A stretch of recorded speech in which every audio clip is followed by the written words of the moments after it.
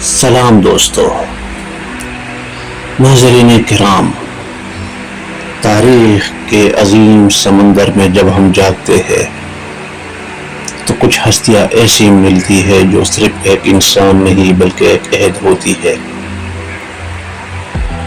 ان کے وجود سے دنیا بدلتی ہے، ان کی شخصیت سے تاریخ کا دار پلٹ جاتا ہے۔ ایسی ہی ایک ہستی سیدنا عمر بن خطاب رضی اللہ عنہ، اسلام کے وہ عظیم جرنیل، وہ حکمران، وہ انسان جن کا ذکر آج بھی دلوں کو دہلا دیتا ہے۔ عمر بن خطاب رضی اللہ عنہ کا تعلق قریش کے قبیلی بنو عدی سے تھا۔ جاہلیت کے زمانے میں بھی آپ اپنے بہادری، قوت اور غیرت کے لیے مشہور تھے۔ اونچا قد، مضبوط جسم، سخت لہجہ اور فیصلہ کن طبیعت، یہی وجہ تھی کہ قریش کے بڑے بڑے سردار بھی آپ کے ہیبت سے کانپتے تھے۔ ناظرین، سوچئے وہ لمحات جب عمر بن خطاب تلوار لے کر نکلے کہ محمد مصطفیٰ صلی اللہ علیہ وآلہ وسلم کو نعوذ باللہ ختم کریں گے، لیکن اللہ کا نور دل میں داخل ہوا۔ قرآن کے چند آیاتوں نے ایسا اثر کیا کہ دشمن کا دل پگھل گیا، اور وہ شخص جو اسلام کو مٹانے نکلا تھا، اسلام کا سب سے بڑا محافظ بن گیا۔ یہی ہے اللہ کی قدرت، یہی ہے سچائی کی طاقت۔ پیارے دوستو، ابو بکر رضی اللہ عنہ کے بعد جب امت کی قیادت عمر رضی اللہ عنہ کے ہاتھ آئی تو ناظرین، دنیا نے پہلی بار دیکھا کہ حکمران ایک چٹائی پر سوتا ہے لیکن اس کا رعب قیصر و کسریٰ کے محلات ہلا دیتا ہے۔ نہ سنہری تخت، نہ محل، نہ فوج کی جلوے، بلکہ ایک شخص جس کے کپڑوں پر پیوند ہے مگر انصاف ایسا کہ دشمن بھی جھک جاتا ہے۔ فاروق اعظم کے دور میں اسلام کے سرحد عرب سے نکل کر عجم، شام، ایران اور مصر تک جا پہنچی۔ قادسیہ کا میدان، جہاں مسلمانوں نے پارسی سلطنت کو گھٹنے ٹیکنے پر مجبور کر دیا۔ یرموک کی گھاٹیاں، جہاں رومی سلطنت کی کمر ٹوٹ گئی۔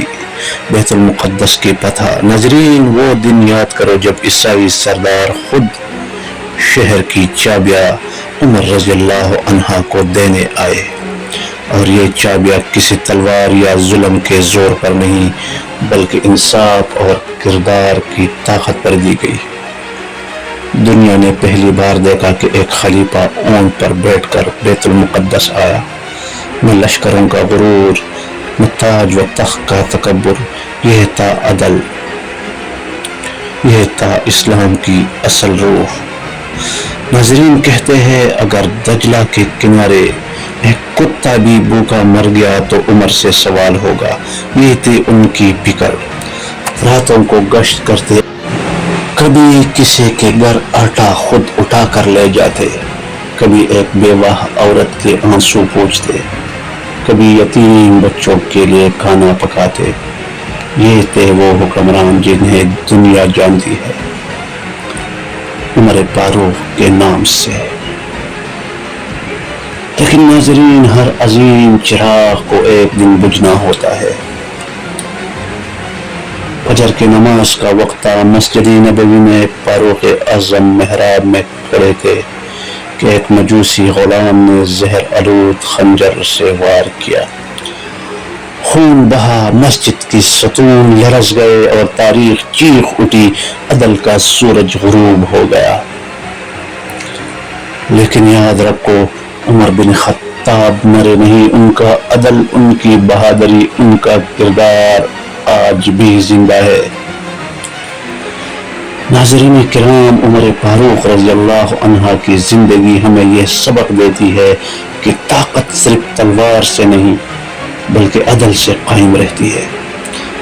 اصل حکمران وہی ہے جو اپنے آپ کو اللہ کا بندہ اور عوام کا خادم سمجھے۔ اگر آج کا مسلمان ان کی سیرت کو اپنائے تو دنیا پھر عدل، امن اور بھائی چارے کا گہوارہ بن جائے۔ ناظرین کرام، یہ تھی کہانی عمر فاروق رضی اللہ عنہ کی۔ عمر فاروق رضی اللہ عنہ کی زندگی پر یہ مختصر سی نظر تھی۔ عمر فاروق رضی اللہ عنہ کی زندگی تو گھنٹوں کی ویڈیو میں بھی مکمل نہیں آ پائے گی، لیکن میں نے اپنی طرف سے ایک چھوٹی سی کوشش کر کے آپ لوگوں تک یہ ایک مختصر سی داستان، سچائی اور حقیقت پہنچانے کی کوشش کی ہے۔